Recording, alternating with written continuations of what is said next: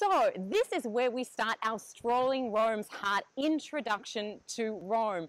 This is a beautiful leisurely walk to get you acquainted with Rome if this is your first time. Also, if you have kids, this is the perfect tour. We give them a copy of this scavenger hunt book, and so the kids discover things as we go through. We visit sites like here, the Spanish Steps where we start. We visit the Trevi Fountain, we visit Piazza Navona, and many other things. We start here and then we continue all the way through the city. This is one of the many water fountains that you see throughout Rome. They're called nazzoni, or big noses, and we have over 2,000 of them.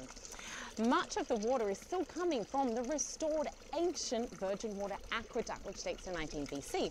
The question is, can you drink it? Is it drinkable water? It absolutely is. Now, if you don't have a bottle to fill up, what do? You do this, which is much more hygienic. So here we are at the famous Trevi Fountain, another one of the most important stops on our Strolling Rome's Heart tour. One fun fact that you may not know is it's actually not really a modern fountain. It's the end point of one of the ancient aqueducts called the Virgin Water Aqueduct. This particular fountain was actually built in the 1700s, but became famous through movies like Three Coins in a Fountain and La Dolce Vita. So one of the quintessential places on the Strolling Rome's Heart tour is the Pantheon, which is also one of my favorite buildings in Rome. It actually has the largest unreinforced concrete dome of any structure in the world, and in fact, the US modeled the Capitol Hill dome on this particular dome.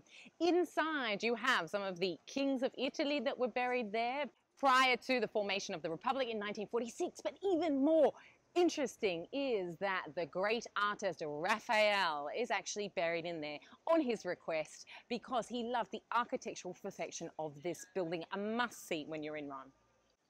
And last but not least, the famous Piazza Navona, the famous meeting place of Rome. This is where we end the Strolling Rome's Heart tour. But did you know that this is actually based on an ancient stadium, the Stadium of Domitian from the 1st century AD? It was not, however, chariot racing. It was actually an athletic stadium. And you can see how it still takes its shape today.